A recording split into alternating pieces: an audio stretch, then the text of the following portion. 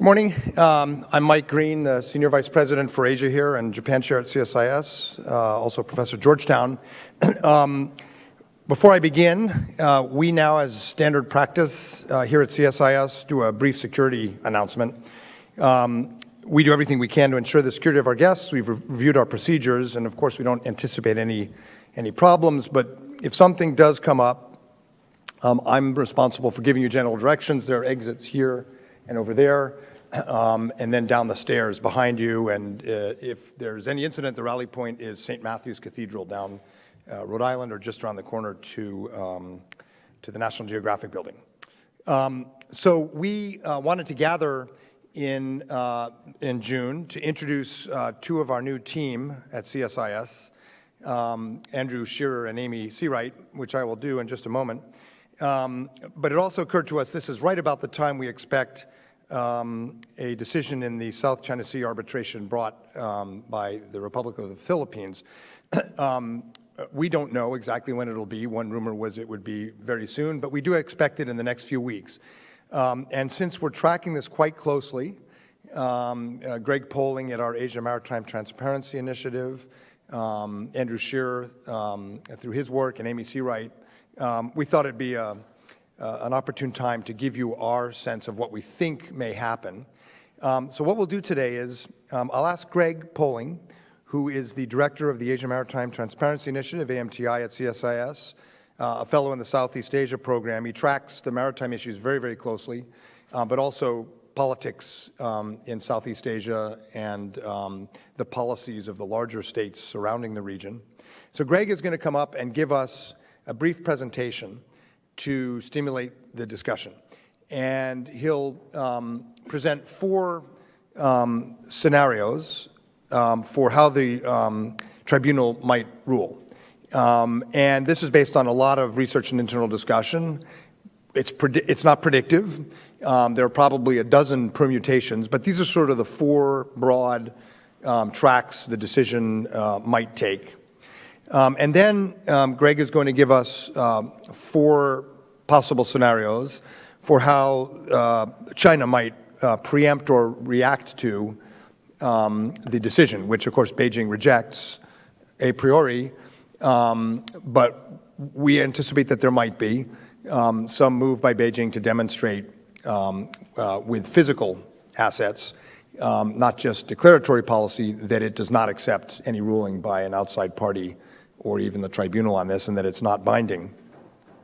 So based on those four scenarios, and then four scenarios for possible Chinese reactions, we're going to ask our expert panel to go through this, but also we want to include you.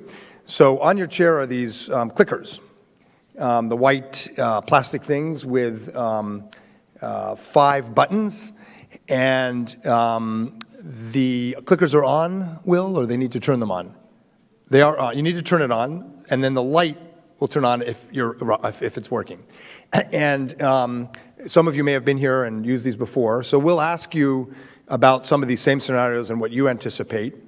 This is not scientific. We don't have a sample pool here that is large enough for a margin of error, and we know who came roughly, but we're not sure which way the audience lies on these issues, but it'll be a way to stimulate the discussion.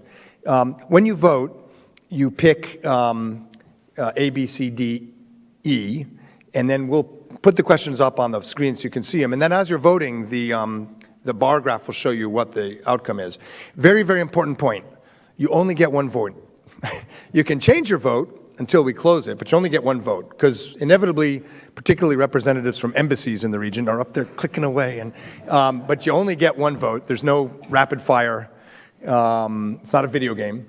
And so we'll just use that as a basis for the discussion, sort of consider how you all voted, and go through the scenarios for the tribunal, why this matters, and then what we might anticipate as a response to the decision from Beijing. And then also we'll talk about what the U.S. or allies should do in the immediate face of this decision, but also in the medium to long term to deal with this issue, which is becoming increasingly complex.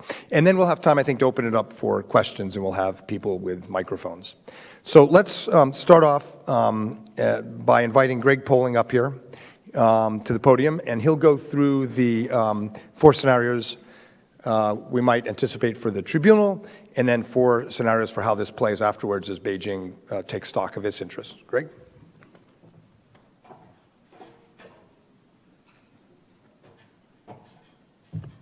Okay. Thank you very much. Will, can you flip to the first slide? So I'm going to try to give a very general overview of the case and possible outcomes. I recognize that it's a little early on a Monday morning to delve too deeply into the legalistic nonsense.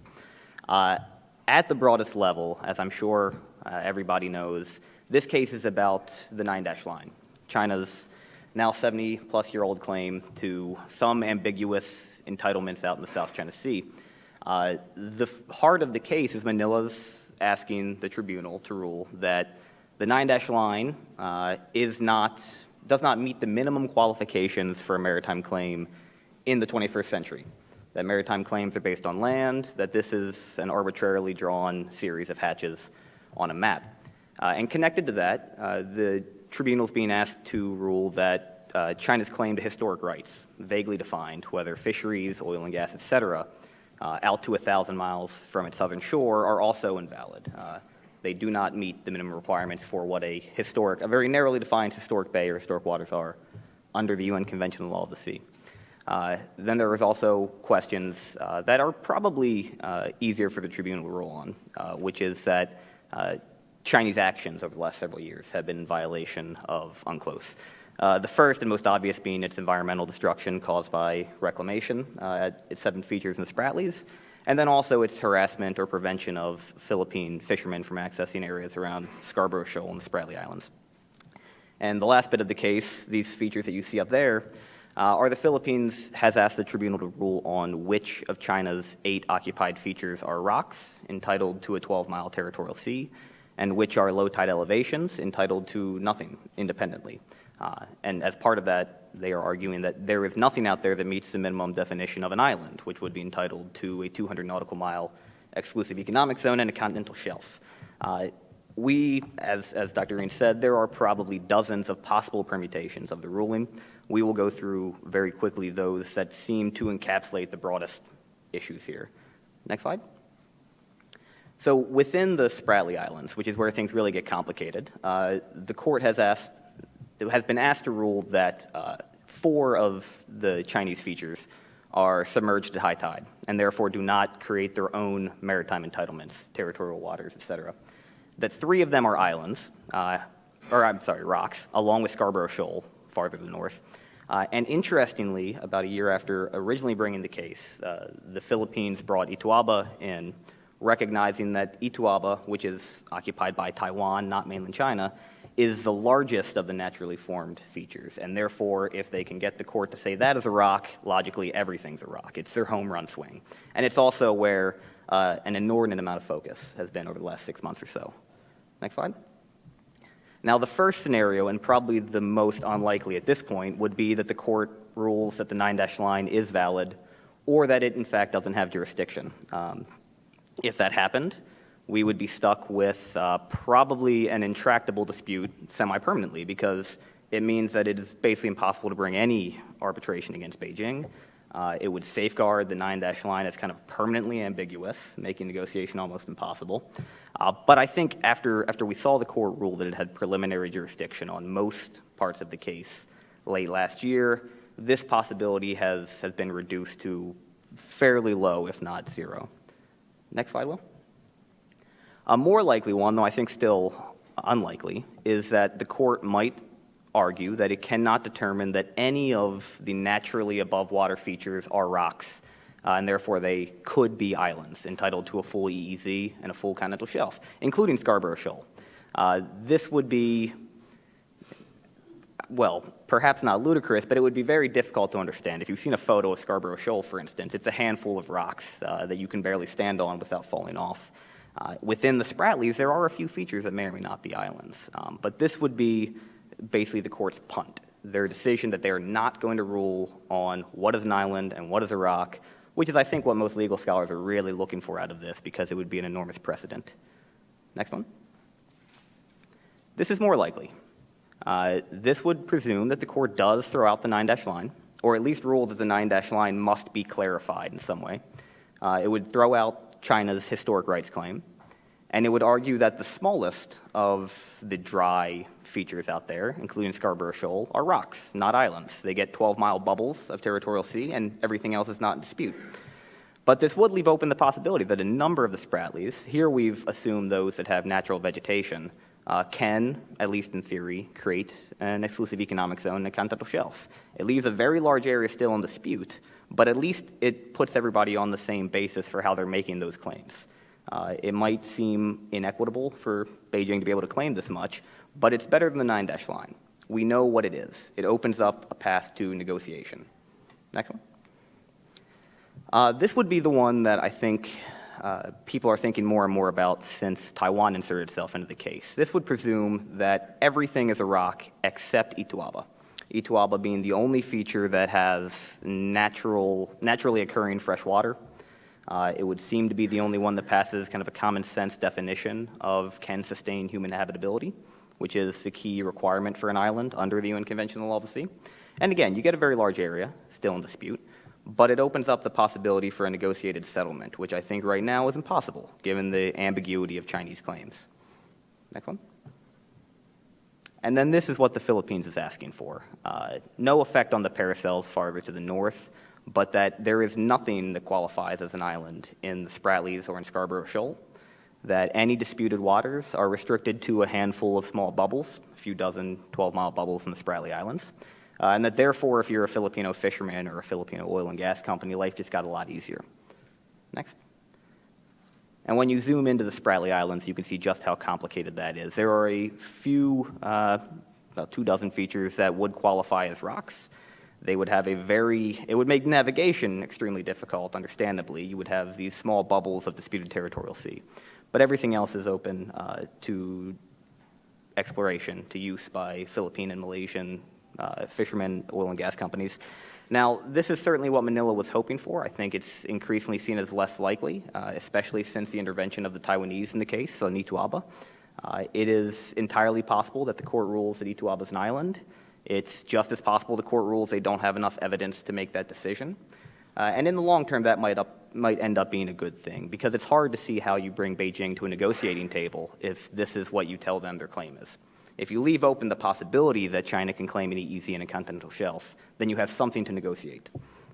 You bring this to the Chinese, there is nothing to negotiate by definition, other than the islands themselves, which is not what is really at stake out there. Now, we've done a deeper dive on these on AMTI, a piece called A Case of Rocks and Islands you can find on our website in December, but I think that's more than sufficient for an overview for a Monday morning before we open up to a broader discussion. Next one. Oh, we don't have the next one. What I'd like to do now, though, is quickly run down what we think are some of the most likely Chinese retaliatory responses to this case. It's been made quite clear by Beijing that they're not going to recognize the jurisdiction of the case. It seems increasingly possible, if not likely, that Beijing will seek to retaliate in some way on the ground or on the water, so to speak, to show that it will not be bound by the ruling, and that will seek to punish Manila for refusing to drop the case for 3 years now. The first of those that we've seen on the front page of every paper is the possibility that China will undertake large-scale island building or reclamation at Scarborough Shoal. This would take the 8th of the 8 features that China occupies, turn into the same thing they've done at the other 7 in the Spratlys. Environmentally horrendous, legally and diplomatically very troubling, especially because it would be an overt violation of the China-ASEAN Declaration on Conduct for Parties in the South China Sea.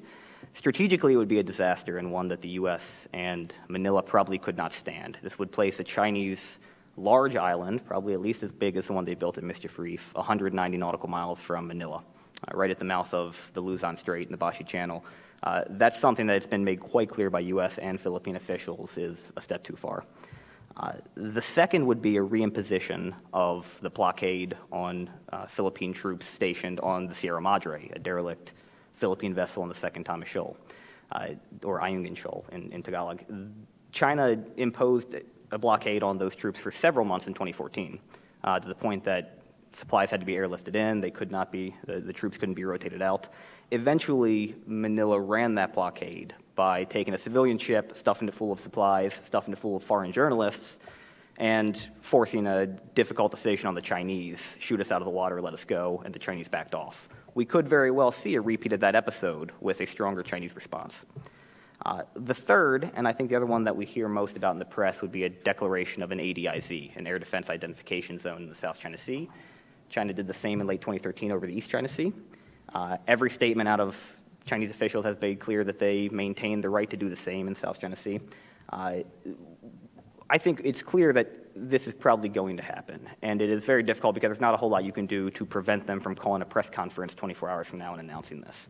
The question is whether or not Beijing could actually enforce it. They are close to having all three of the airstrips they built in the Spratly Islands operational. There's still a big difference, though, between being able to land a few planes and being able to actively enforce an ADIZ that every country in the region would immediately violate, including the US, Australia, Japan, et cetera. And the last, I think, likely response is that we see the first Chinese deployments of air assets to the Spratly Islands. It's been quite clear for some time that that's going to happen, despite pledges not to militarize. Reinforced hangars have been built at Fiery Cross. They're not there for nothing.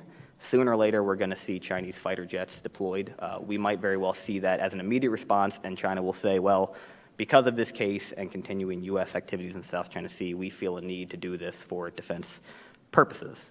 Now, how much we can deter each of those and whether or not it's worth it, I'll leave to the rest of the panelists to discuss, but I think that's the best I can do at laying out the possible scenarios we'll see over the next couple of months.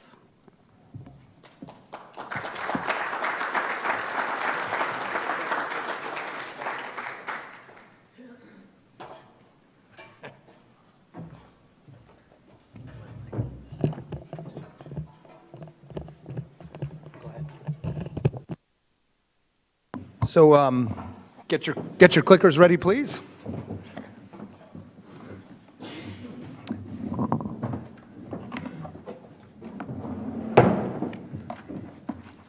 We're going to go back through the four scenarios and the four possible Chinese, I guess, six possible Chinese responses, so you can remember them. But I want to start first with the broader question of why we should care.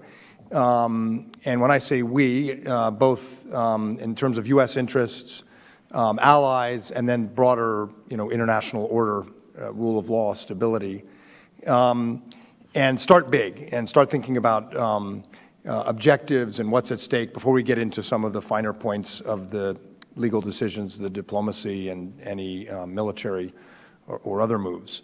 So the first question we want to ask the audience, and then I'll turn to the panel, is this one. And I'll introduce the panel, but I'll let you click first. Why is the why is the South China Sea important to the United States? A, to maintain the U.S. military's position in Asia. B, to uphold international rules and norms. C, to preserve the U.S. alliance system. D, to avoid a crisis or conflict that might escalate, that our key goal is to avoid confrontation. And E, ultimately, it's just a distraction that hurts U.S. interests. Now, these are not all necessarily mutually exclusive, so we're interested in a kind of temperature gauge. Which one for you is the most important? I'll give you 10 or 15 more seconds. Okay, we're going to lock that, and so you can't change your vote, right? Oh, no, you can. Are we able to lock it? Okay.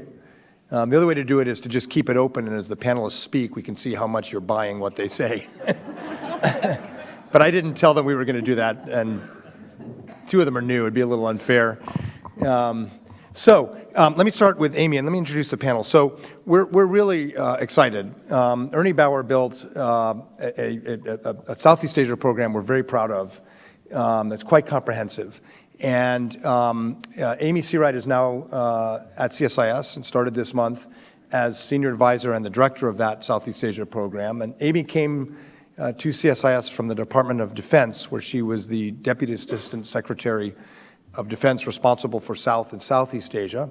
And before that, she was Senior Director, the Principal Director for Northeast Asia, and spent time before that at USAID as an advisor for Asia, and before that, working on Asia in the Policy Planning Office of the State Department, and before that, was a professor at American University where she focused on, at GW, where she focused on political economy and trade. So trade, security, aid, defense, she's kind of done it all. And we're delighted that she's here with us now. Andrew Shearer joined us in the last month as well. Andrew, as many of you probably know, was the National Security Advisor to Prime Minister Tony Abbott of Australia, and before that, to Prime Minister John Howard. He has 25 years in government, in diplomacy and intelligence and defense policy. Andrew is a senior advisor on Asia-Pacific security, and he's starting a new program you'll hear more about on alliances and America's role in the world, a mega project at a time when we have an odd debate in our country about internationalism and alliances, and we'll try to shed some light on that. And Ernie Bauer, who was the chair and the really architect of this Southeast Asia program we have, is the founder and CEO of Bauer Asia, a leading consultancy. And he's going to remain with us when he's actually not in Southeast Asia as a senior non-resident advisor and the chairman of our advisory board on Southeast Asia. So, Amy, let's start with you. Why do we care? And does the audience have this right, that it's mostly about upholding international rules and norms? Yes, I do agree with the audience. I think the stakes for the United States are very high, as well as for the region. The South China Sea is a critical waterway. Half of global merchandise trade is shipped through the South China Sea, close to that in terms of oil shipping as well. China has created this claim based on a 9-dash line that is intentionally, deliberately, legally ambiguous, and it is sought over the past several years to try to create facts on the ground to bolster that claim, most problematically and provocatively by the massive land reclamation that it's undertaken over the past couple of years, more than 3,000 acres built up into artificial islands, which now it is developing military and civilian infrastructure, and we've started to see deployments, the landing of a fighter jet on Fiery Cross Reef, and many more steps we think will come. So if left unanswered, China will have de facto control over the South China Sea, and I would argue that the South China Sea is in a vital strategic interest of the United States and of its key partners and allies in the region, not least because of the U.S. longstanding commitment to maintaining freedom of navigation, but also it directly impacts one of our treaty allies, the Philippines, and directly impacts a growing security network of partners that we have in the region who rely on the United States to uphold a rules-based order. So I really do think this is about rules, not about rocks or reefs. And ultimately, this is going to impact the credibility of the United States as an ally and affect how we are seen, how the value of the United States as a security partner in the region. So there are real risks to taking actions, but I think there's also serious risks in not taking a stand, and I think the risks of inaction are often underappreciated. Thanks. Andrew, only 1% of the audience, one person, we don't have any way to identify you, so don't worry, thinks that this is a distraction that hurts U.S. interests. But, if you took an audience of non-Asia experts in this town, I think that would be a much higher number. A lot of people would say, we got too much going on in the Middle East right now. We have too much we need to do at home. We got Russia. So really, this is a distraction. We just need to sort of park it. I think the number would be much higher if it were not a an extremely well-informed establishment audience at CSIS. So, from an ally's perspective in particular, why do we care? I think that's right. I was going to say, I guess all those folks are down the road at some other event. Look, I think that while this is a territorial dispute and in its current manifestation, I guess, a legal dispute, fundamentally, this is about the sort of region that we all want. And so I think US allies and partners in Southeast Asia and indeed in Asia more broadly are looking at this very much as a test of how the region is going to operate in the future. Is it going to remain a region which has been relatively peaceful and prosperous on the basis of a set of rules which have been bought into, I would say almost universally across the region, around open economies, around peaceful resolution of disputes, around the primacy of international law? Or is it going to be a region where the tone, the discourse among states, the interactions in the region are done by coercion and intimidation and the implied threat of military force? And I think, in particular, freedom of navigation, which is one of the sort of unsung pillars of this regional success story, now for the first time in 70 years coming under real strain, is a matter of genuine concern. And just one little sort of example of this, I think, is the Defence White Paper that the Australian government released a couple of months ago. I think the phrase rules-based international order, which is the audience's preferred choice here, occurred in that document 50 or 60 times, whereas in the previous Defence White Paper only a few years earlier it may have appeared just a couple of times. So I think there is an acute focus on that. There are two other reasons I think this is important.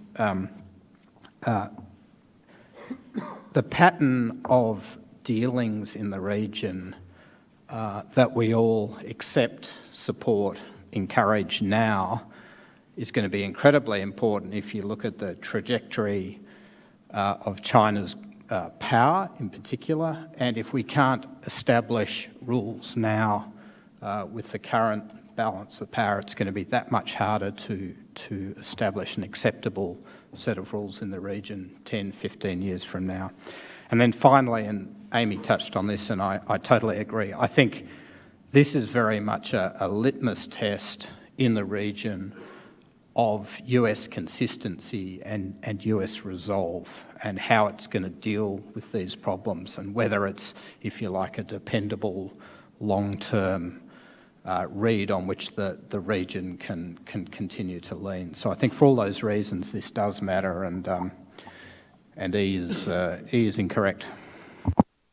Ernie, can you touch on the same questions about the South China Sea and maybe broaden it a bit about why this part of the world, ASEAN, Southeast Asia, matters? And does it matter more than it used to? Does it matter more, say, than we might have viewed this 20 years ago? Yeah, I think it does, Mike. If you look at the economic calculus, it's clear that Asia is where Americans' future lies. It's where growth will come from. It's where innovation will come from, and unfortunately, it's where our largest security questions for the rest of this century, or at least for the next part of this century, will come from. So when I think about why is this important? Why is the South China Sea important? It's about trade, it's about investment, it's about world energy flows, world supply chains. I would just point to the flooding that took place in Thailand about a year and a half ago, and look what this flooding in one Southeast Asian hub did to world supply chains for automotives, auto parts, and electronics. Think about what the impact of a disputed South China Sea, where we actually had conflict there, and 2/3 of world trade being interrupted or halted because of real or perceived risk, the impact on our economy and the world economy would be devastating. And then finally, I think as Amy and Andrew correctly pointed out, maintaining regional security. This is the big game of the 21st century. The big game being to decide whether China will test the world's existing institutions and the way peace has been maintained in the Pacific since World War II, and try to impose its will through a sort of a Sinocentric view of the world, or whether it will instead, like Indonesia did in the 60s, join the region, join ASEAN at that time, and actually make and play by the rules for the region. So that turns us to the question of why the dispute is important, the dispute over the South China Sea, and that I would completely agree with Amy and Andrew that this is about rule of law. I think the audience got it right, and it's about how China is going to relate to its neighbors and to all of us. Thanks. A little bit of history and a cheap plug for some books. I have a book coming out in a couple months called By More Than Providence, about the history of American statecraft and strategy in Asia since the American Revolution. And what's interesting is when I started going through the declassified National Security Council memos on Asia, and got some more declassified more recently, from basically 1947 until 1969, the Guam Doctrine, when Nixon announced we were going to be pulling back from Southeast Asia. The objectives in these National Security Council documents always identified Japan, have to hold Japan, and the integrity of the so-called First Island Chain, which stretches from Japan through Taiwan, the Philippines, and not letting any adversary, at the time, the Soviet Union, PRC, break the integrity of the First Island Chain, which was core to our alliances and our forward line of defense. Then it goes away, 69 on, and then it comes back in Reagan in the early 80s because the Soviets started building up in the Sea of Okhotsk, and it comes back. Then the Cold War ends and it goes away. And I would bet anything that now people in the National Security Council are rediscovering the First Island Chain. Geography doesn't change, even if you build artificially self-generating islands, which some are doing in the region. The other book is our colleague Victor Cha's new book, Power Game, about the formation of alliances in the 1950s. And people ask, why in Asia are there bilateral alliances and not a NATO? And some people say it's because Americans didn't trust Asians and other things, but Victor points out that it had a lot to do with our concerns in the 50s, which were, on the one hand, we had to deter communism. On the other hand, we were a little bit afraid that the Philippines or Taiwan or Syngman-Rhee's Korea might attack China, and then we would be pulled in to and trapped in a war with China that we didn't want because our main front in the Cold War was Europe. And so that's also coming back a bit. For the first time, really in decades, you start hearing concerns about whether the Philippines or even Japan might entrap us in a conflict that we don't really want. And I just mentioned that as background for another round of questions. So, Amy, what about this? What would you say to people who say, you know, the Philippines are going to get us in a big war, we have bigger things at stake here, and we shouldn't get entrapped? And how would you respond to that, critique you sometimes hear of the administration's policy? Well, look, we're doing a lot with the Philippines under EDCA. Now that EDCA has been upheld constitutionally, we announced in April, Secretary Carter did when he was visiting there, that we were going to, after Balikatan, leave some equipment and personnel behind, put 5 A-10s in Clark Air Base, and left dozens of logistical officers to stand up a command and control center to work on, to exercise joint command and control for some air activities and naval activities. And we also announced that we had started to do some joint patrols with the Philippines. So I think we really are marching out with the Philippines in a much more integrated way in our alliance, working to modernize their capabilities. We are doing more and more with them together, hence the C2 node that we had stood up for several weeks, and the joint patrols. The Philippines, to date, have taken a very restrained stance on their dispute with China. They took this case 3 years ago to the Arbitral Tribunal, which the United States has strongly supported, and I think we are going to be seeing the benefits of that kind of approach. And they have not engaged in provocative actions trying to lure the United States into a direct confrontation with China. So I think we just need to continue to work with the Philippines, integrate more, continue our close consultations, and have some degree of trust in our ally. I think that's right. I would also add that, in general with Japan, with the Philippines, certainly with Australia, we're moving in the direction of more interoperability, jointness, which has the advantage of increasing deterrence. Jointness is deterrence, but also trust and sort of coordination with allies. That may be part of the answer to that question. So, Andrew, the D, the purple one, 12% said the main thing at stake here is to avoid a crisis or conflict that might escalate. My guess is in parts of Asia, including maybe even Australia, you tell me, that number would be higher. There'd be a much larger voice saying, stand up, but really, we don't want to have to choose, so avoid escalation. But at the same time, I think a lot of people would argue the only way we're going to reach some equilibrium or sort of get to a place where we're not seeing this constant island buildup and so forth is to have more robust U.S. presence and alliance cooperation, which inevitably does raise the risk of confrontation. So there's going to have to be more tension. And do you think, starting with Australia, but in the region, is there a stomach for that? Or are we going to be on our own with the Philippines and maybe Japan? How do you see that? I think this is the so-called Goldilocks problem that the United States has in the region. That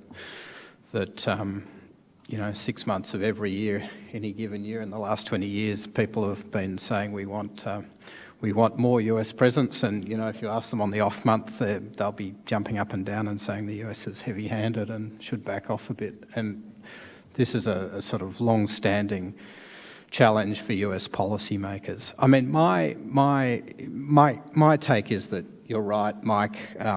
Countries in the region, Australia, Southeast Asian nations, others don't want to be forced into a position where they're making a choice. But ultimately, at the moment, I think the appetite is very much for reassurance. And you're seeing this all around the region. I mentioned Australia's defence white paper, the increases in funding in that white paper for maritime capability in particular, I think tells you what you need to know about, what Australia is fundamentally thinking and feeling about what's happening in its region. And that sort of pattern is being replicated elsewhere in Southeast Asia. So I think there's a real appetite for more US presence, for reassurance from the United States. The trick will be how best to capture that. For example, while I think it's important that we do what we can to bolster ASEAN, I think it's equally important that we don't put ASEAN right at the centre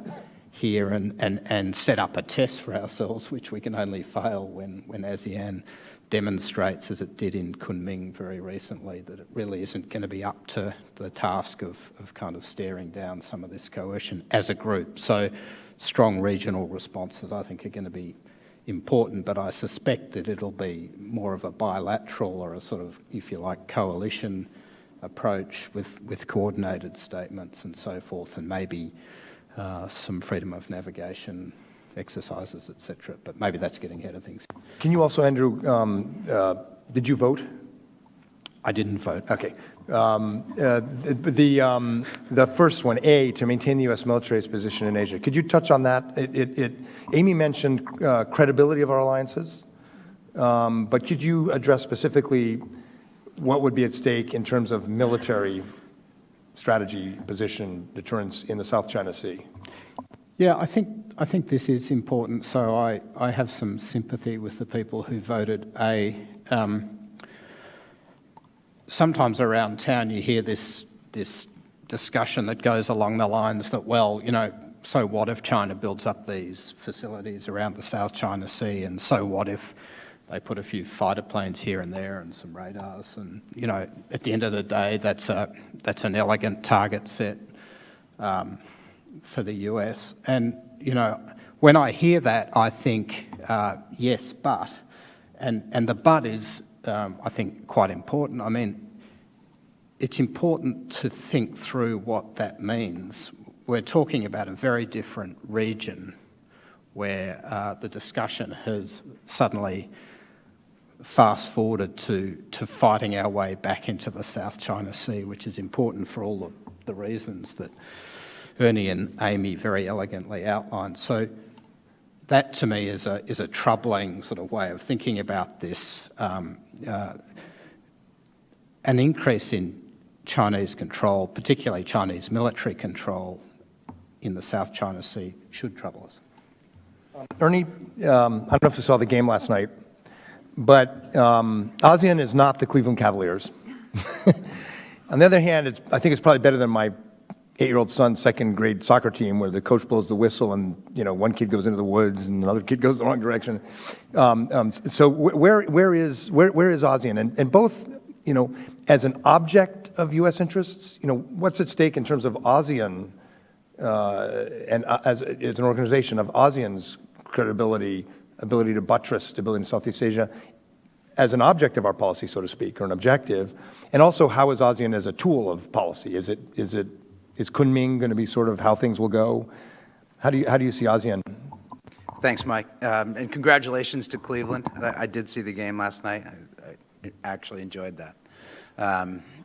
I think that you know, ASEAN is going to surprise people. I think that you know, if you look at this situation from Beijing's perspective, one thing Beijing should be careful about is that by trying to undercut ASEAN unity for its own interests, it actually is strengthening resolve around ASEAN. I spent 7 of the last 10 weeks in Asia and talking to leaders in these countries, and you'd be surprised.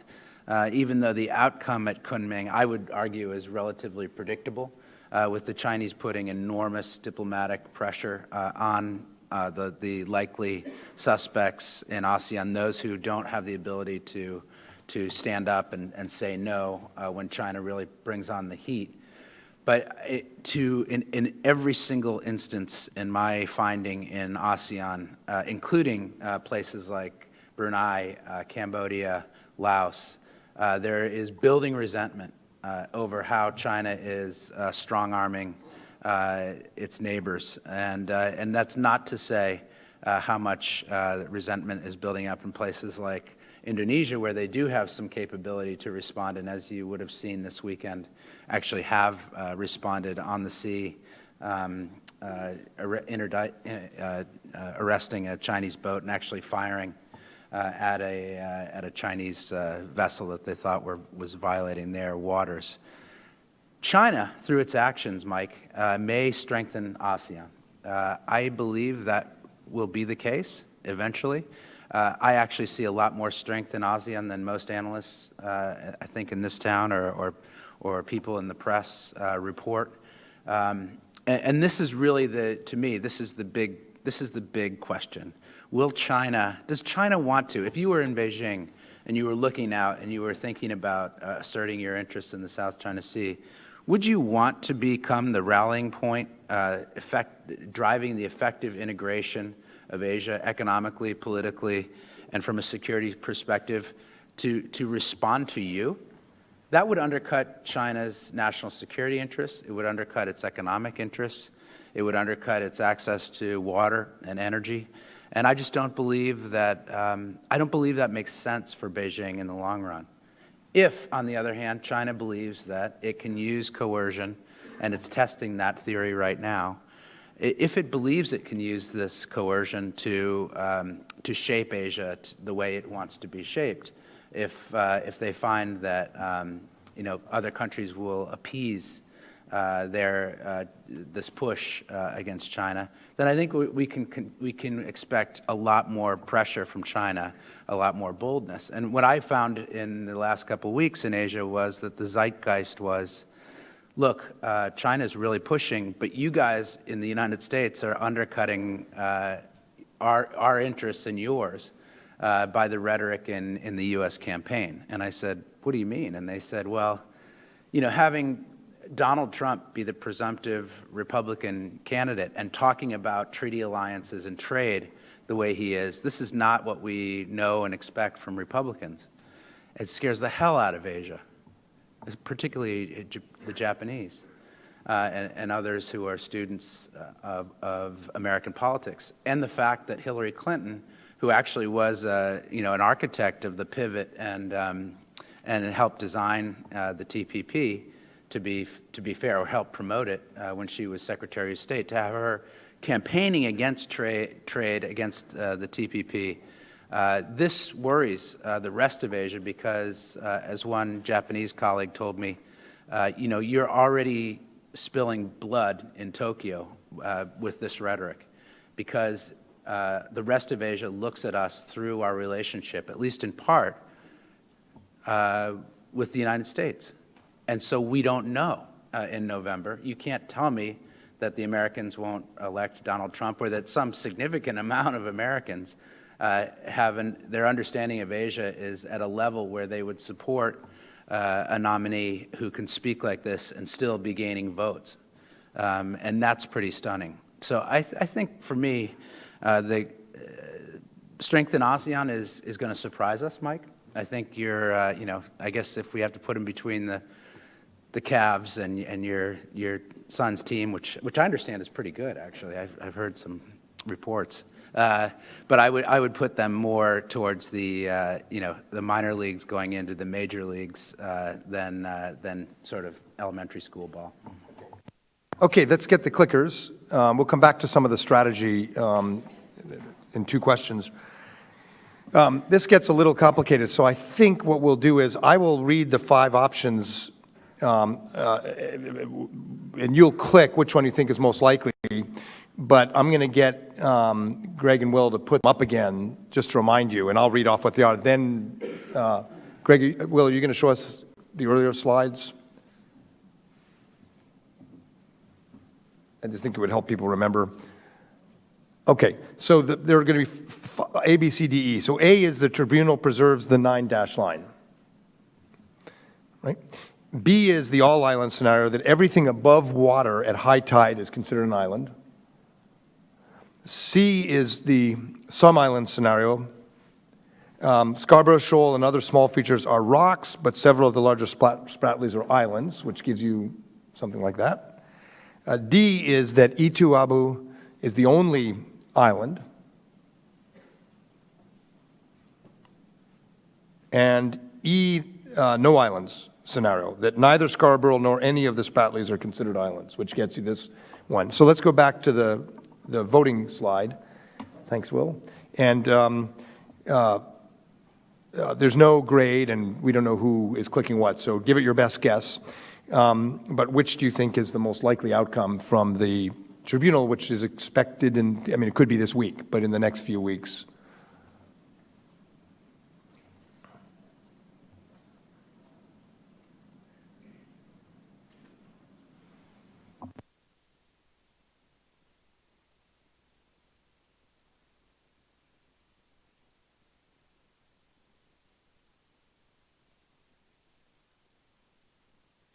The cell phones are going up. Now we're going to get demarched by every embassy in town. Greg, you have your mic? Real quick, tell us how you would have voted. I did vote D, but I would not put money against C.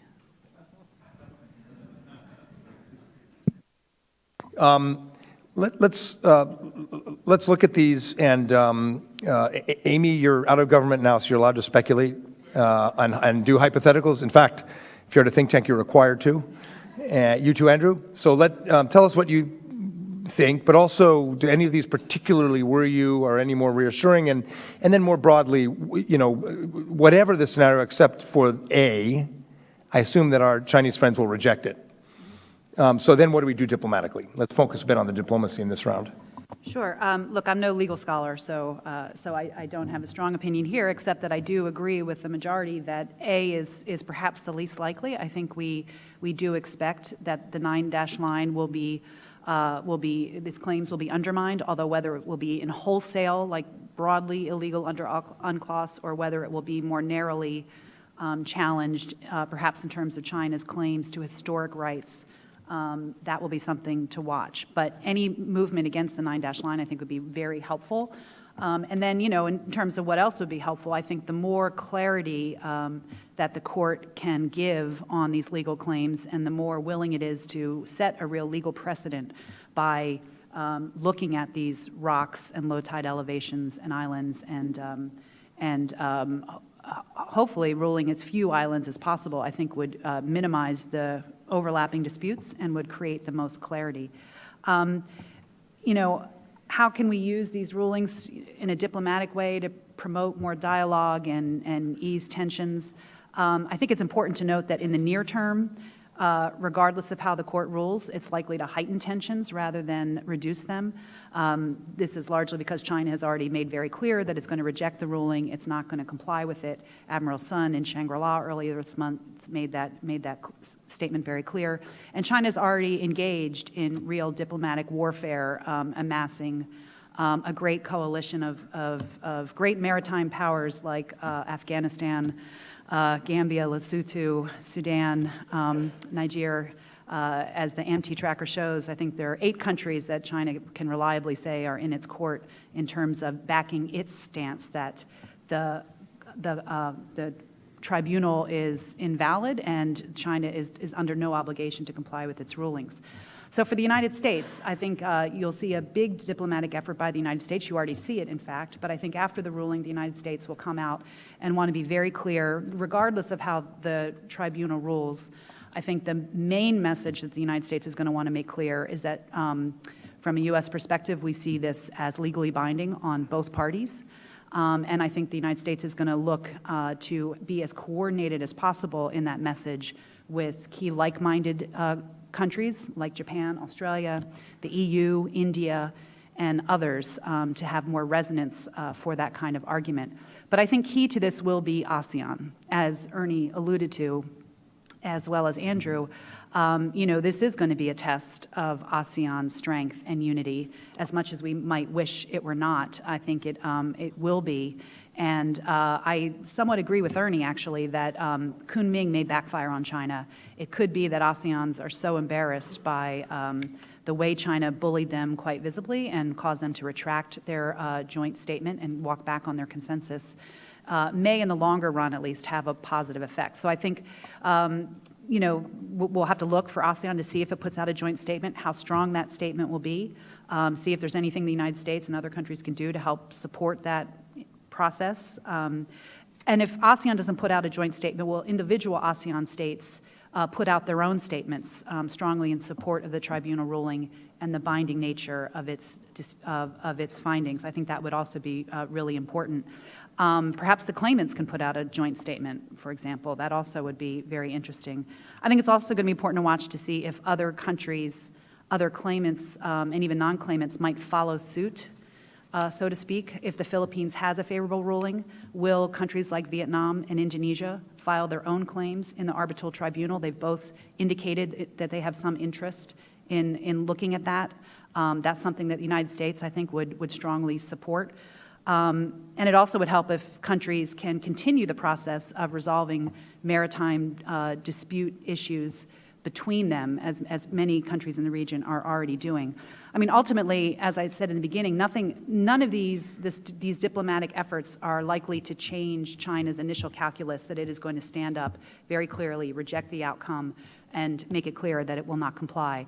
But the hope is that over the longer run, the reputational costs piled on China and the ability to isolate China as much as possible in its position I think, may change the calculus of China and cause them to seek somewhat of a face-saving solution to their claims. So, for example, if the tribunal just rules against the 9-dash line and the historic rights claim, then perhaps China can walk away from that historic rights claim, which it would be very helpful because now China cites the honor of its ancestors, as the reason why it has to stand so strong in the disputes. It gets very emotional, very much based on national pride and the honor of ancestors. So if it could move away from that and be forced to clarify its claims based on territory and maritime claims based on that territory, that would be very helpful. And would perhaps lead China eventually to seek some accommodation to ease tensions, seek a diplomatic solution. I think also kind of, if China does go down this path, as Ernie alluded to, the more that it is seen as being isolated, and the more that other countries are seen as actively working together, I think it really will make it more, really highlight what Secretary Carter said in Shangri-La, which is China's building a great wall of self-isolation around itself, and I think that in the long run could provide some incentives to China. I will say two more things about what the United States might do to keep up the legal momentum in the wake of a favorable tribunal ruling. One is I think the United States should plan to get out very early to conduct some freedom of navigation operations to highlight some of what the court finds in terms of the legal distinction, the legal status of features. So, for example, if Subi Reef and Mischief Reef are determined to be low tide elevations by the tribunal, then I think China then has no status whatsoever in terms of claiming any territorial seas or anything else. And so I think highlighting China's basically illegal occupation of those features by sailing within 12 nautical miles would be very beneficial. And the final thing I'll say is that I hope that the next administration and the next Senate takes a look again at ratifying UNCLOS. I think that would be tremendously helpful to pull away perhaps one of the last vestiges of China's legal arguments as to why it should not have to abide by this ruling and play in the broader kind of rule of law. Yeah, I think Amy set this out really well. It's having the strongest and most concerted international response, obviously. China has got out of the blocks early and is very actively trying to shape this, but there are some signs of encouragement in the sense that a pretty strong list of mostly Western governments has come out saying that they regard the arbitration as binding. That's a good start. The challenge, I think, for US diplomacy and diplomacy by US allies and partners is to build on that core and build it out as strongly as possible. The region will be critical. I won't weigh in any further on that, except to say I'm a little more at the sceptical end, I think, about ASEAN, and I'd be putting a lot of weight on bilateral statements coming out of Southeast Asia. Just a few other things. I think it's really important here that the Europeans are called out and held accountable on the rule of law. The EU, after all, is a construct of the rule of law. It's meant to be a sort of light on the hill for that principle, and all too often, I think, our European friends tend to say the South China Sea is just a bunch of rocks on the other side of the world and they don't really matter. What matters to us is Syria and Ukraine and Crimea and so forth. And I think it's really important to point out to them that the rule of law, if it's to work, has to work everywhere and has to be supported everywhere, and that the international order fundamentally depends on sound regional orders, and that's what this is about now. Amy's right about freedom of navigation operations. If some of these features are legally determined by the arbitration, I think it's very, very important that the US and others act promptly to demonstrate their support for the ruling, and I think Australia should conduct a freedom of navigation exercise. There's been a reluctance to do that thus far. I think there's an election that's probably a bit in the way. But Australia and other US partners, I think should be doing this to show that this is not simply a US concern, but a a widely shared concern. And then finally, I just want to endorse Amy's point about UNCLOS. These rules, and I understand the domestic context and, you know, the sort of wariness about being bound by interfering outside treaties and so forth, but this is a demonstration of how these instruments can serve fundamental US interests, and I think ratification would be very timely. Ernie, how do we play the ASEAN piece of this? What do we expect? What can we do? There may be a ASEAN-wide statement, but, you know, Kunming was a bit discouraging in that sense, so that's a key part of it. We'll get Europe, I think. We'll get U.S. allies. We'll get major states in the Pacific Rim, but everyone's going to look at ASEAN. So what are we looking for? I think a couple things. One, with our ASEAN diplomacy, we have to recognize that there's very real pressure on these ASEAN countries. And I think saying that ASEAN is weak and ASEAN is useless is actually undercuts our own interests. So I would get away from that, and I would really look at using a couple tools. One is that ASEAN, on an economic front, has developed something called 10-X. And 10-X means that the ASEAN countries that can and will go ahead with economic reforms will do so. And this is an accepted principle within ASEAN. You could see ASEAN sort of moving towards a 10-X on the security front. And that means that the ASEAN countries that have they feel like they have the political ballast there because of the United States, Japan, India, and others, to go ahead and make a strong statement, will make it. And that there would be some recognition that there's some countries who are more exposed to China pressure, who can't make it, but in effect, they're willing to support this. I will tell you that when the Philippines was about to make its claim, I was traveling around ASEAN and I was polling leaders at a top level to find out, you know, what their thinking was on the Philippines claim and the Philippines taking China to court. I think initially and more publicly, countries were concerned about whether the Philippines was rolling the dice or whether this was risky. But when you got down to talking to these guys, honestly, including heads of state, they, to a person, told me things like, "We are with the Filipinos right here," you know. And I said, "Well, would you say so?" "No, we can't." And others were very strongly supportive of the Philippines. I think, you know, as an ASEAN watcher, that ASEAN's determination on this issue is strengthening, and I would say the American approach to strengthening ASEAN's resolve on this is very smart. Ash Carter has engaged the ASEAN defense ministers repeatedly. He plans to do that again. President Obama invited the ASEAN heads of state to the United States for the first time at Sunnylands. Good move. By the way, the Sunnylands statement by ASEAN was probably the strongest that we've seen from the ASEAN group.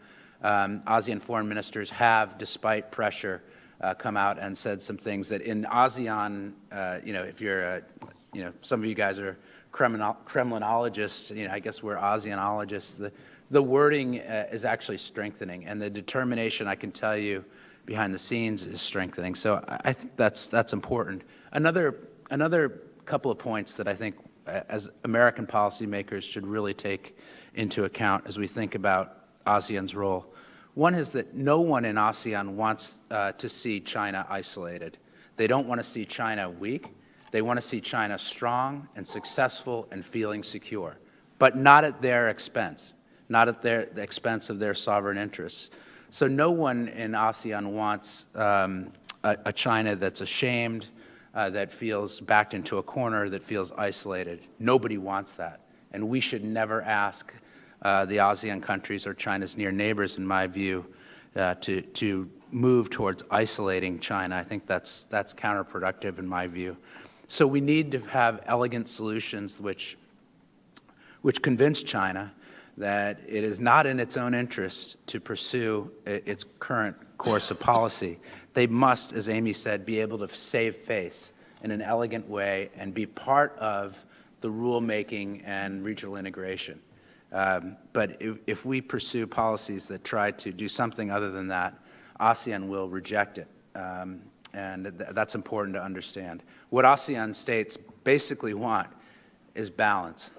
I got into this area about 30 years ago, and the zeitgeist at the time 30 years ago was that ASEAN wanted the United States urgently to get involved in Southeast Asia again. Why? Because Japan was overbalancing the region.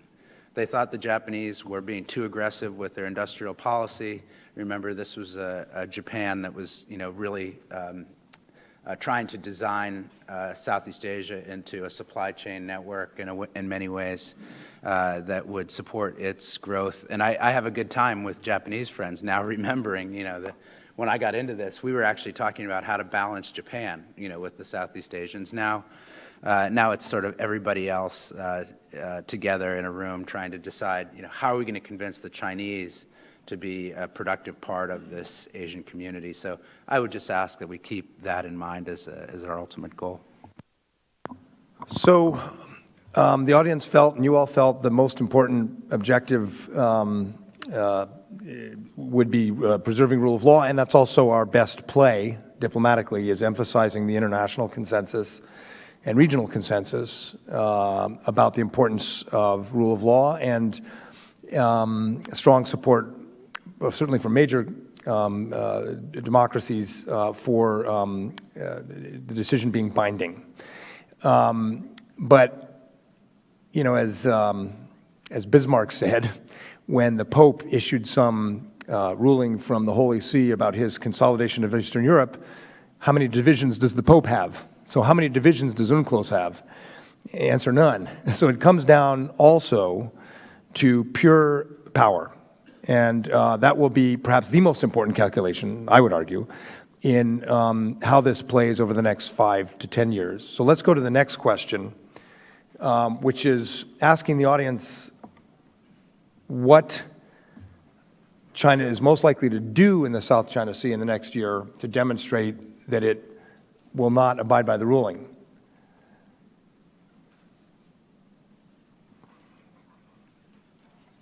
You can vote. You can.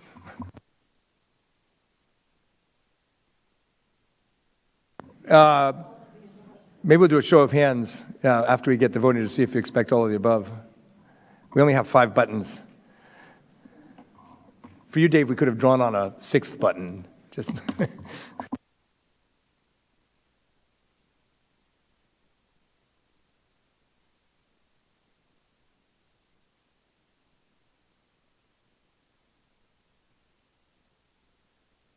okay, should we lock that in?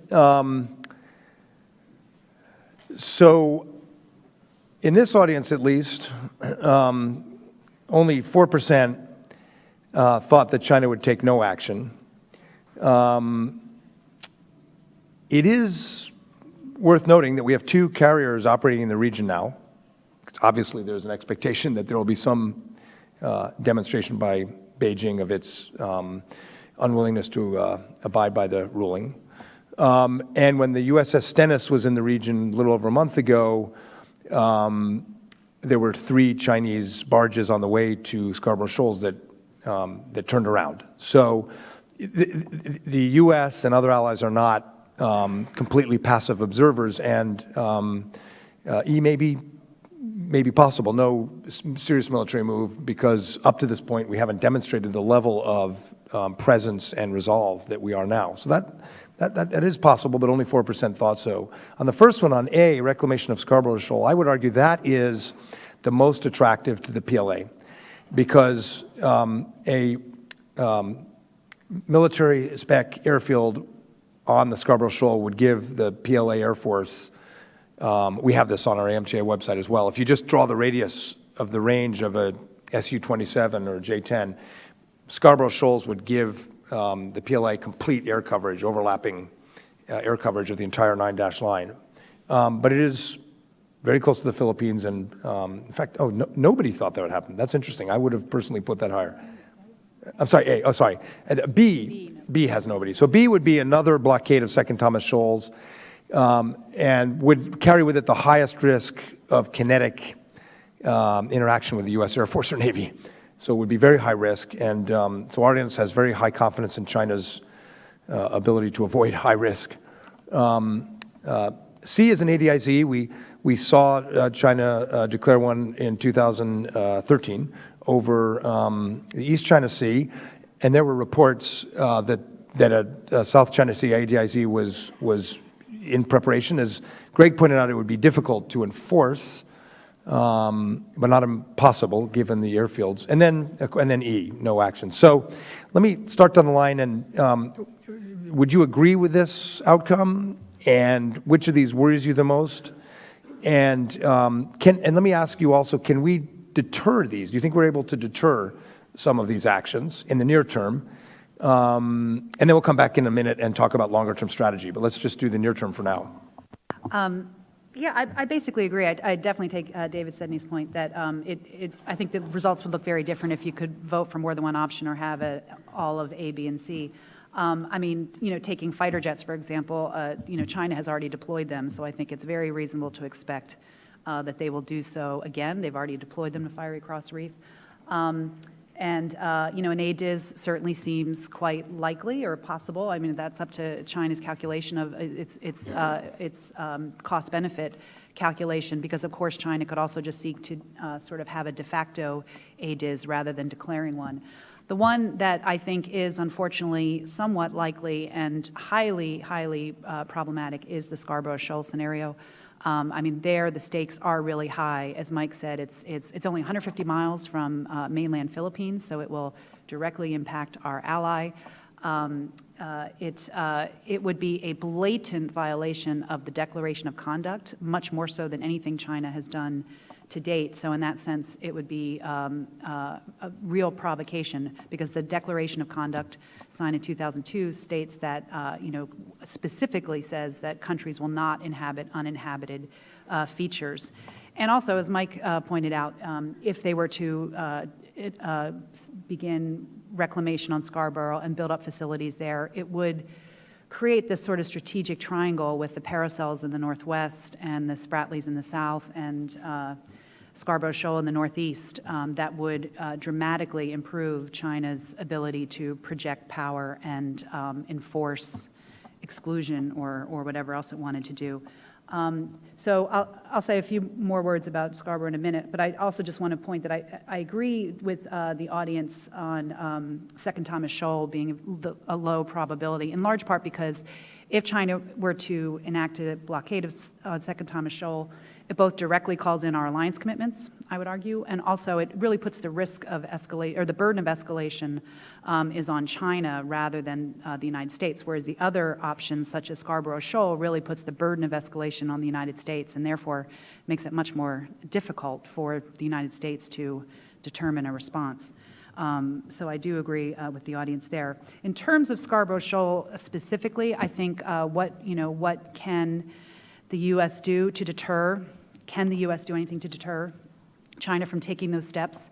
I think, yes, possibly in the short run. I think the most important thing that the United States can do is to deliver a very frank, unambiguous, and consistent message to the highest levels of Chinese leadership that we do see this as unacceptable, that we see Scarborough Shoal as a real vital interest for the United States. It directly impacts a treaty ally, and that we see it as a real provocation.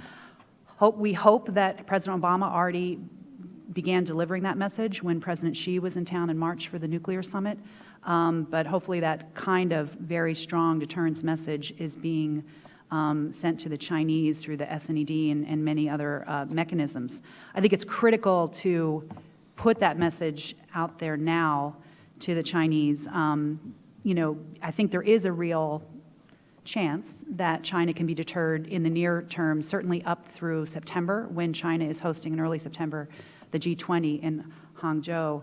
So I think China would understand that provocative moves on Scarborough Shoal before that could really sort of blow up its G20 meeting. But following that is the window after the G20, during our election season and transition season, I think is the window that I would be most concerned about. You know, I think beyond making statements to the Chinese, I think we need to back them with certain kinds of actions to show our commitment and our resolve. One thing to do would be to continue to regularly, routinely, consistently conduct freedom of navigation operations to challenge excessive claims, as I said previously, and demonstrate the United States' commitment to freedom of navigation. Another thing we can look at doing is to continue to enact rotational forces, deploy rotational forces through the Philippines, as Secretary Carter announced some things we were doing in April that I already mentioned. But now under EDCA, we can start implementing EDCA very robustly, very quickly, and work with the new Duterte government to perhaps deploy on a rotational basis a number of other assets and do more activities, and talk to other partners in the region about doing more with them as well. And the last thing I'll say for now, before we get into some longer term things we could do, is, you know, I do think we should be looking collectively for ways that we can create more transparency around Chinese maritime activities after the ruling. So this doesn't go all the way to enforcement. International law is not helpful in that regard, but at least if we could find ways to make it clear what the Chinese are doing in terms of their fishing fleets, their civilian enforcement agencies, as well as Navy, their sort of paramilitary forces out there, if we could create an information hub where their movements and actions are more closely tracked. Perhaps it could be along the same, you know, AMT does an island reclamation tracker. You know, it could be something like that done outside of government. It could be, in best of all worlds, ASEAN working together to share information about maritime domain awareness and perhaps creating a collective hub where all this information would be jointly viewed, and perhaps you could talk about ways they could respond. And on the environmental front, if the tribunal rules against China's environmental degradation of these features, where are the environmental NGOs? You know, where is Greenpeace and Sea Shepherd? They should be out there monitoring China's behavior, documenting the environmental damage, and perhaps setting up their own website to track some of this stuff. They're busy protesting U.S. bases in Okinawa, but maybe you can direct them. Because actually, we had on AMTI about a year ago the images that showed the environmental degradation in terms of the coral reef and other things from the island reclamation, which were also highlighted by a number of NGOs, so to be fair. But look, Amy, I'm going to press you for a minute, but briefly. I heard self-deterrence because of G20, that China may not at this point want to, you know, isolate itself by such a bold move before the G20. And I heard medium-term cost imposition strategies to restore some balance of influence. But I didn't hear any tactical near-term deterrence to stop them from doing Scarborough. Is that possible? If you think that's a real possibility, that a reclamation in Scarborough could be the next shoe to drop. Well, you know, I think some of the deployments in the Philippines could fall into that category. But in terms of real tactical, how would we prevent China from bringing dredgers down and beginning the landfill activities? Are there actions we could take that would possibly prevent the Chinese from doing that? I think possibly, yes. They're very fraught with problems and risks. We can get into that a little bit, but there are no easy solutions there. So I think, you know, the United States just signaling that it's going to take it very seriously and do something is important, but it would lead us down a very difficult track. Andrew, is it worth the risk, or are we talking more about cost imposition ex post facto? Yeah, listening to this, perhaps my instinct is to stir things up a bit at this point, because there's been a lot of sort of amity. I mean, I think we're quite likely to see a combination of A to D in the next 6 months. And I think that while it's true that there have been some, if you like, tactical successes for deterrence in terms of the dredges turning around, as was mentioned before, and I think the current carrier deployment is a good step. I think that if you step back, you're forced reluctantly to the conclusion that US policy isn't really working here if you look at what's happened over the last 2 years. And I'm pretty pessimistic, frankly, about our capacity to deter any of these events in the next 6 months. I think while, as I say, there have been some good steps, and I'm sure there's some good, strong messaging, my sense, having been in town for a few months, is that the US is not really fully in deterrence mode. It's sort of shifting its weight from one foot to the other, but it hasn't fully shifted its weight. And I think, looked at from the other perspective, Beijing sees a US polity which is distracted by the forthcoming elections, differences among agencies in town about how to respond, how fully to respond, and a sense that, you know, really there is this kind of window of opportunity for the next 6 months really to get some of this done. And that's why, I mean, I agree with Mike and Amy. A is the most significant because it's a long-term gain. It's something that they want to do militarily, and they have this window, so why not start doing it now would be my view. So, I mean, I think we should be working to deter, but I'm a little sort of hesitant to say that we're going to succeed in that. Look, I think if Beijing is smart, it'll focus on C and D, or nothing at all, do nothing at all. Because if they do A and B, they've misread, once again, Philippine politics. There's a new president in the Philippines. He's a populist, Duterte. I just spent the week before last in Manila and met his new foreign secretary and defense secretary and some of his other cabinet members. I think that if China, and China's making a play for Duterte. I mean, there's no question about that. There's money being spent. The Chinese ambassador got in to see him twice before the American ambassador was able to see him. A lot of that stuff has backed off now. But if the Chinese misread Duterte and don't understand that he's a populist, if they move on Scarborough or Second Thomas Shoal, they will lose any chance of having a new Beijing-friendly regime in Manila. I don't know how much of a chance they have anyway.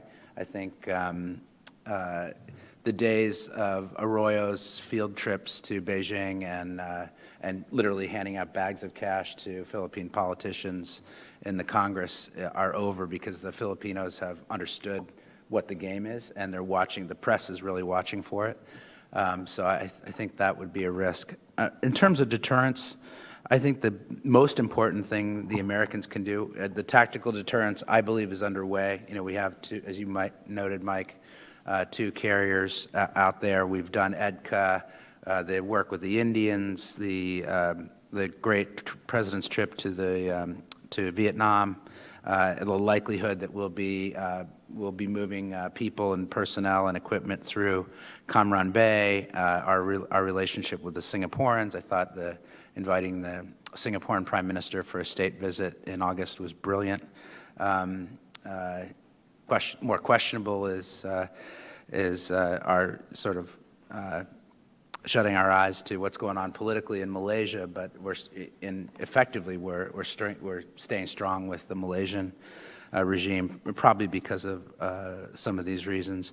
But I think the most effective deterrent would be for President Obama, who is not running again, to start to talk to Americans about why Asia is important to us.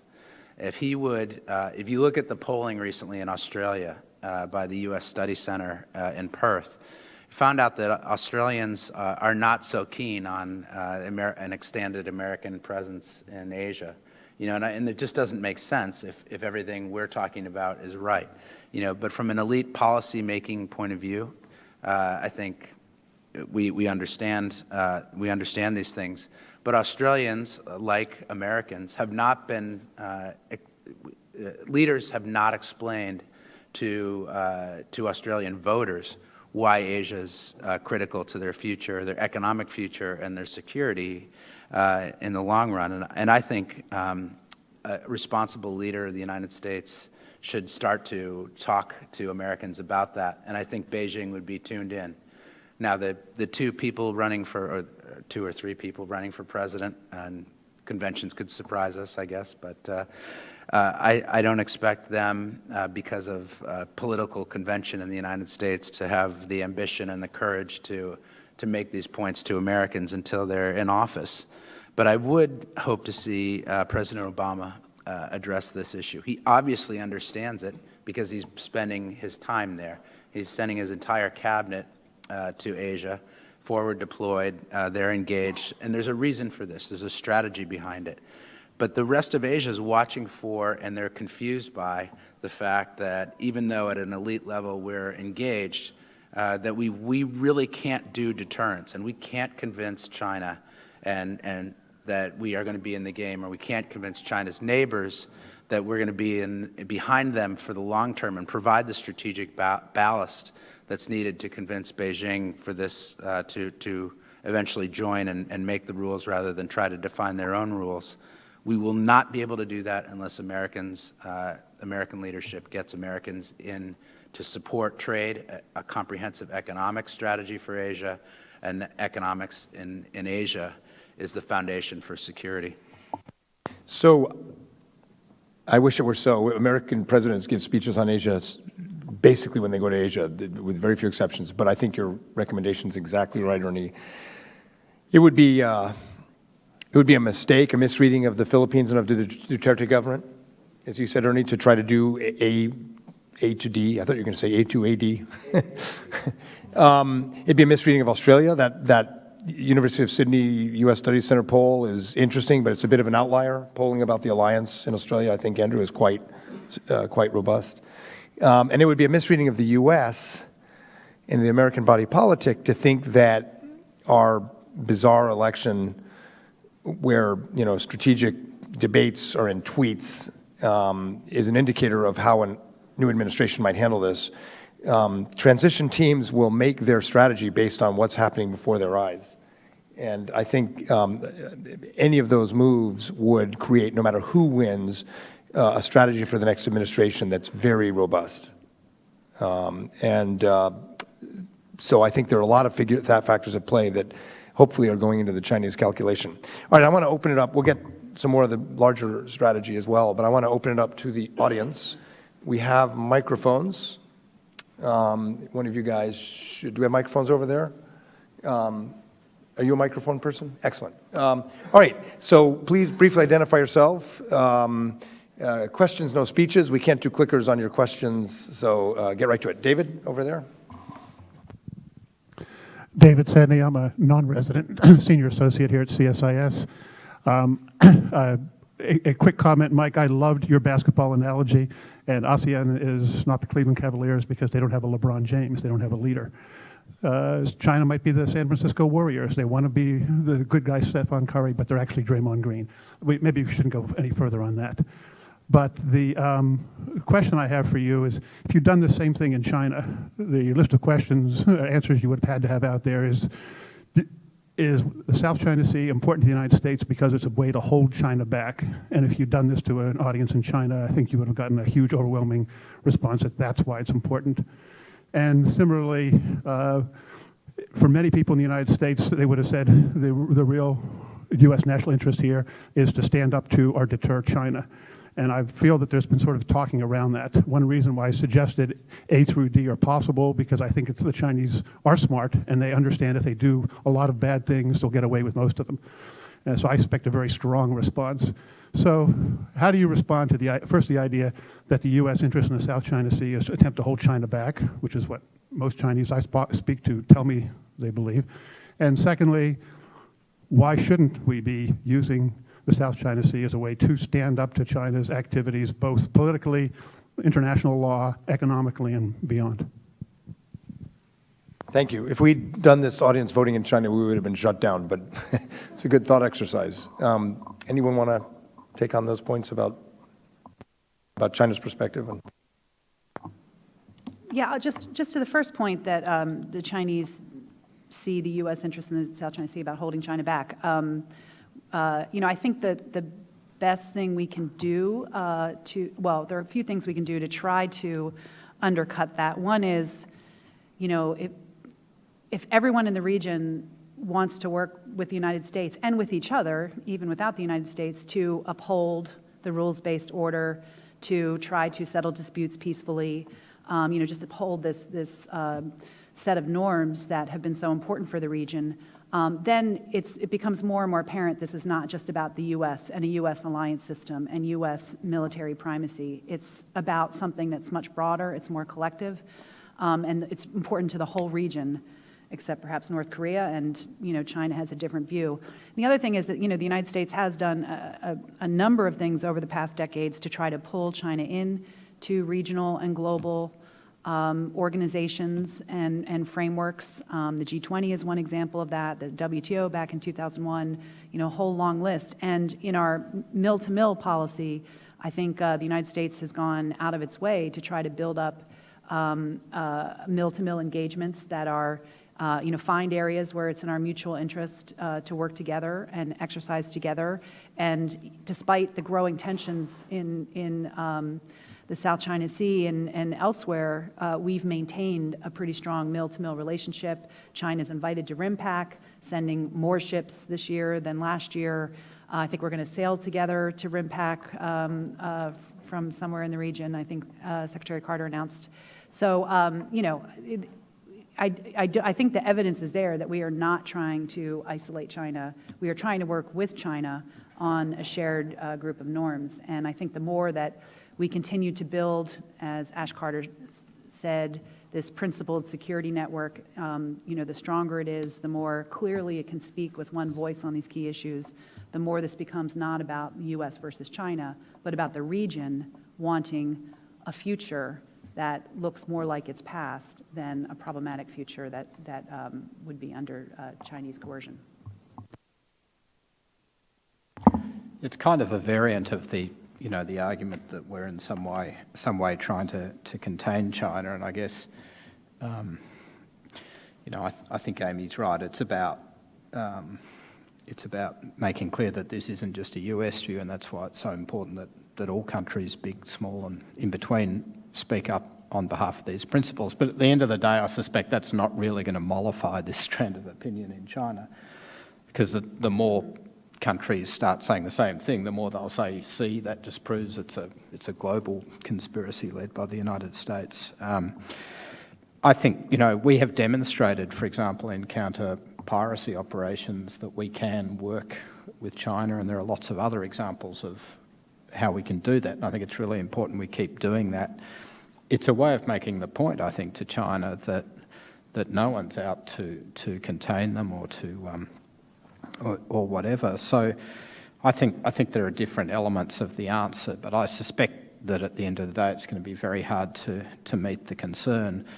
I've been struck coming back to working in a think tank that when I'm out at conferences, Chinese academics have taken to telling us that America's alliances are incompatible with China's national interests, which is an interesting proposition, seeing they've been there for 60 or 70 years. And you have to wonder at what point did that become the case, and if it is now the case and wasn't before, what's changed? Have China's intentions changed, or is it only that China's capabilities have now caught up with perhaps what its long-term intentions were?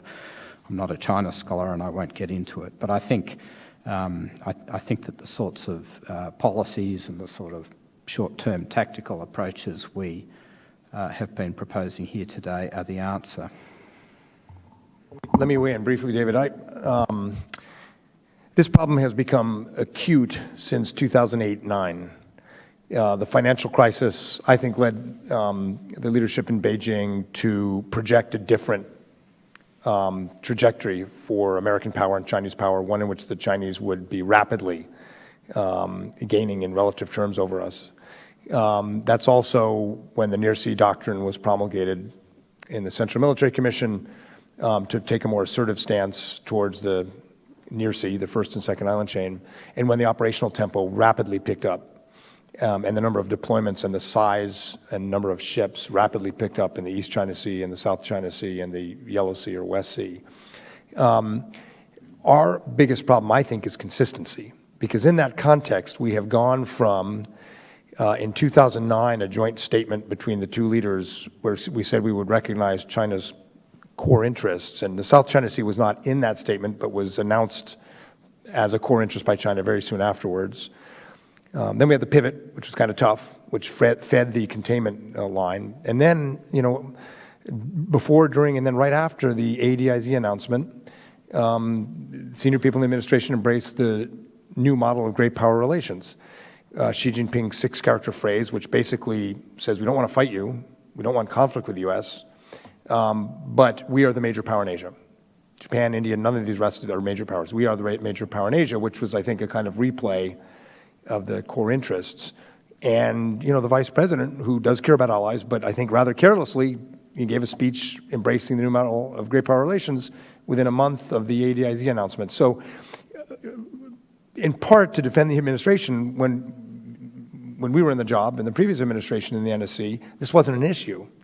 And we also were dealing with Hu Jintao, who was very cautious. We have a much different dynamic that's basically, in some ways, caught people by surprise. I think the next administration will go in knowing this, and consistency is going to be very, very important. That will help, I think, a great deal, both in terms of dissuading unhelpful behavior, but also reassuring that we're not swinging wildly towards positions that look like containment.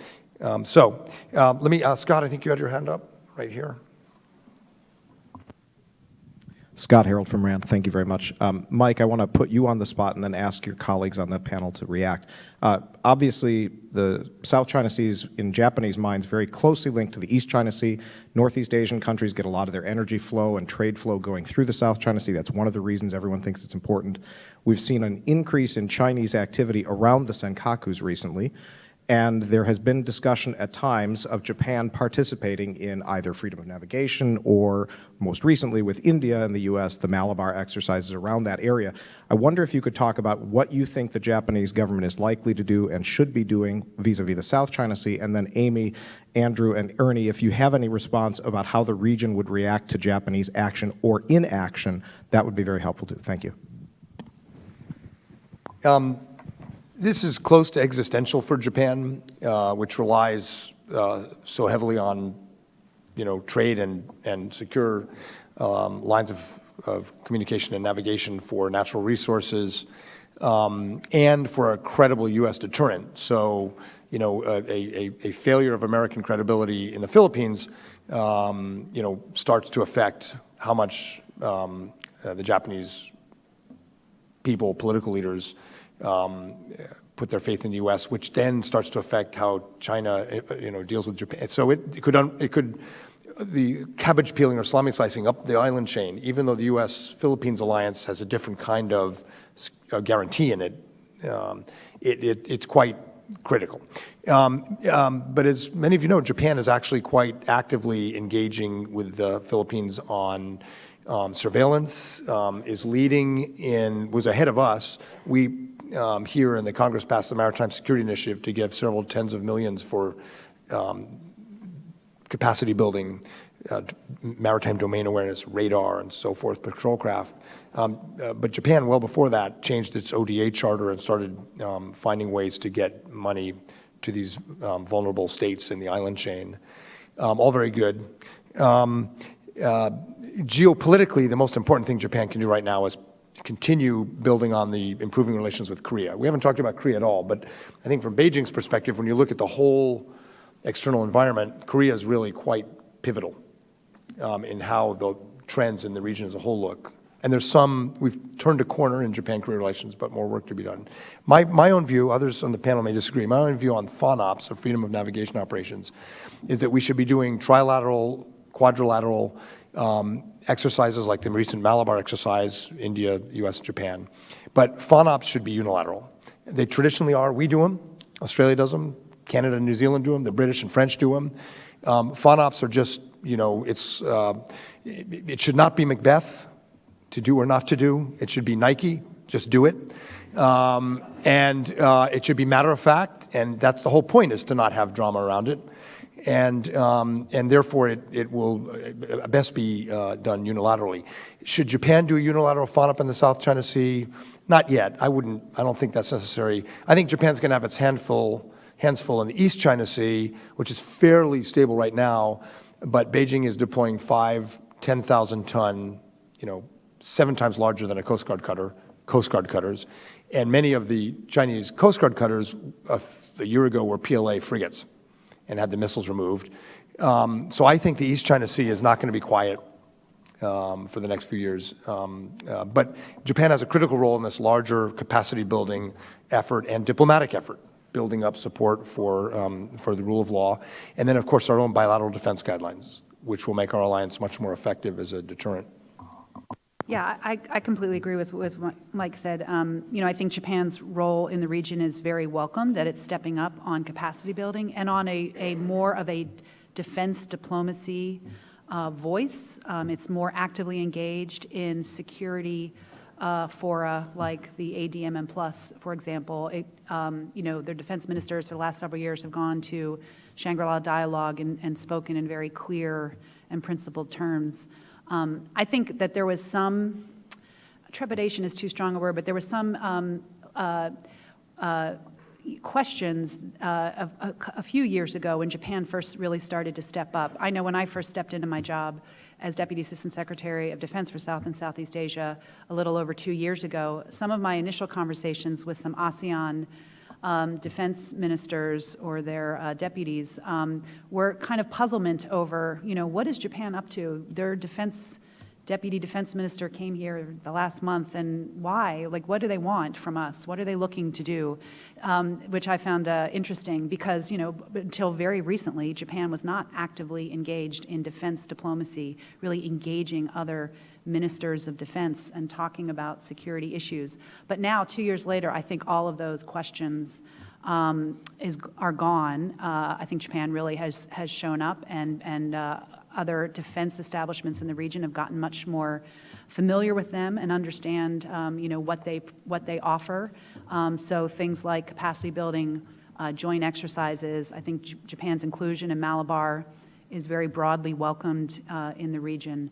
And I also agreed with, the idea of doing joint FONOPs is problematic for the reasons that Mike said. And also, I just think we should be realistic that I think Japan doing a FONOP, especially with the United States in the South China Sea, could provoke a very strong reaction from China. I mean, I think China would see it as incredibly provocative. So doesn't mean that Japan shouldn't consider doing one, but I just think we should keep that in mind. And I think probably separate is best for the time being. Japan's shift to a more maritime strategy, I think, is something that is incredibly important. And Australia, for example, has been working much more closely with Japan in the maritime domain, and India and a number of other countries have. And Amy said all that really well. I agree on unilateral FONOPs, but with a couple of caveats. I think there is scope for them to be better concerted among like-minded countries. And certainly I think some of the messaging around FONOPs has been pretty woolly, and seeing that the whole point of FONOPs is clarity of communication and demonstrating resolve, that's a problem that we all need to work on. My other caveats are that I think I agree that a unilateral Japanese FONOP now wouldn't be the best idea, but I think that makes it in a way more important that other countries like Australia step up and do it, and maybe some of the European powers, because that will help to create space for Japan to get there in due course. And I would also keep the idea of combined FONOPs on the table as a potential escalatory response if circumstances warrant it. Just a quick add, so we're not repetitive. I would just say that my findings on Amy said she talked to the defense ministers and their teams. I would say politically and from a business point of view, all of Southeast Asia wants Japan to be more proactive and more confident, and they see that under Abe, and they welcome it. So a strong yes on that. There are some concerns about World War II, and those are historic, but nothing like you see in Korea, nothing. And if you look at CSIS polling done in the last couple of years, we found that the response towards, and other polling, the response towards, which nations do you trust, which nations do you, think highly of, Southeast Asia chose Japan as its #1 most trusted nation. So I think Japan, they want more of Japan. And one of the policy prescriptions that I think it's time to look at is we should apply the alliance-type thinking that we have with the Japanese and other allies, like the Australians, to economics and commercial sphere. So take that level of integration, that level of joint commitment, that level of principled values approach, and apply it not only to the security realm, but apply it to the economic and commercial realm. So you could see U.S., Japan, India trilaterals to build infrastructure across Asia. And I think it's time for that, and I think there's good energy around that idea. Just one more add from me. The focus should be on rule of law, on getting the diplomacy working, on demonstrating that the Beijing's course, if it's A through D, will isolate China diplomatically, will increase U.S. influence, Japanese influence, and all of that. But underneath all of this is a calculation about warfighting.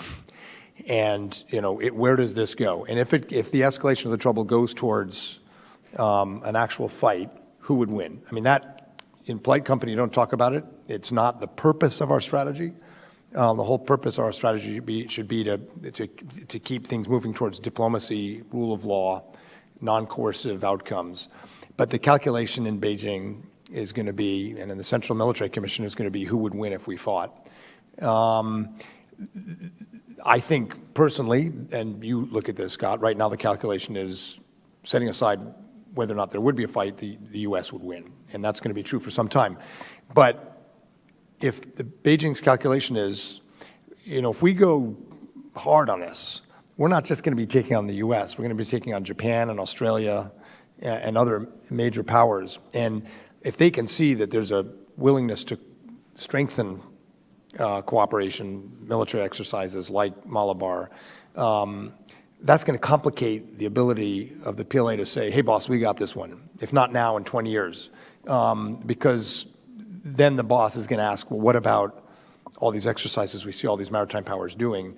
And if we complicate that answer, I think it will help us in what we're mainly obviously engaged in, which is moving towards diplomacy, non-coercive outcomes, and sort of moving this in a direction where we all benefit.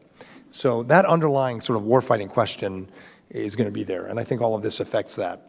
Now, if you overdo it, you obviously you make, as Joe Nye says, a self-fulfilling prophecy. You make China the enemy. So it's a careful game, but I think that's an important part of the dynamic. And before you even get to the big warfighting question, I mean, there are just the questions of lower levels of coercion. And I didn't get a chance to say what I think some of the longer-term things we can do to really deter China or shape the environment in ways that will complicate China's coercive strategy, and that is to build up the capabilities of our allies and partners in the region, in particular the maritime domain awareness and their maritime defense capabilities. And I think we are starting to do a lot of that. Secretary Carter last year announced the launch of the Southeast Asian Maritime Security Initiative, $425 million over 5 years. We've begun to implement the first tranche of those projects, heavily focused on the Philippines, but going forward, I think there's going to be a lot more effort on building the capabilities of Vietnam, Indonesia, and Malaysia, and others, so that countries can detect and respond to things that are going on in their territorial waters and their EEZs. And you need to see something and hopefully share that information to create a common operating picture to some degree before you really can have an effective response. So it's a longer-term project. I think we should look at expanding the Maritime Security Initiative, expanding the funding, and moving out more quickly. President Obama fully lifted the lethal arms ban. That's another example of things we're doing. We can do a lot more with Vietnam and other countries in the region to help build up their capabilities. So ultimately, when it comes to the big warfighting question, it is going to come down to largely the United States and some of its more powerful allies and partners. But, we can't discount the importance of the smaller ASEAN claimants and others having the ability to just sort of stand up for themselves as well. And all of that will very much complicate China's strategy. I think we can do one more brief question right here in the front.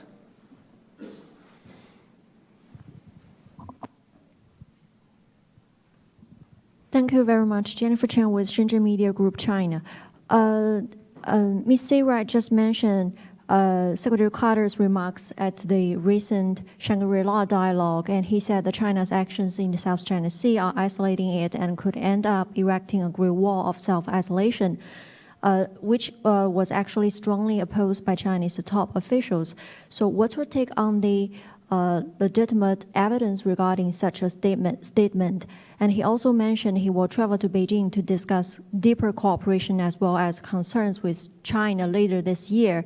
So what do you think the deeper cooperation will be, and what goals or agreements do you expect the U.S. can reach with China? Thank you very much. Well, I think I think the importance is to speak out clearly about how we view the region and make clear that we are going to stand up for certain kinds of things, principles, rule of law, et cetera, and hold China and all other countries in the region, their behavior, hold them to account.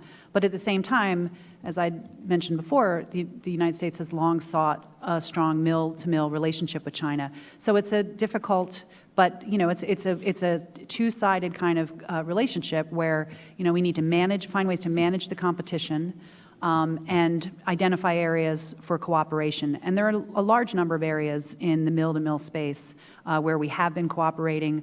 We can do more. There were a number of confidence-building measures that were agreed upon in the last couple of years to try to reduce the chance of an unintended incident on the high seas or in the air. We can continue to deepen those kinds of agreements, bring in others. For example, the Singaporean foreign minister was here a couple weeks ago, and he put out Singapore's position that we should take the cues, the conduct for unintended, unplanned encounters in sea, thank you, and expand that, which has been agreed at the regional level through the Western Pacific Naval Symposium, expand that to coast guards and civilian maritime enforcement vessels. I think those kinds of things are a really good idea. We should talk to, the United States military should talk to the Chinese military about and build up from there. So I think when Secretary Carter visits Beijing later this year, there's going to be a long list of things that he'll want to talk about in terms of things we can do together and things that we disagree on that we need to find ways to manage our differences. Okay, to conclude, I want to run this a little bit like I hope the Republican convention goes and let you vote again. So on this one, what is China likely to do? See if this discussion got people thinking a little differently. Okay, Will? Good. So you can vote again.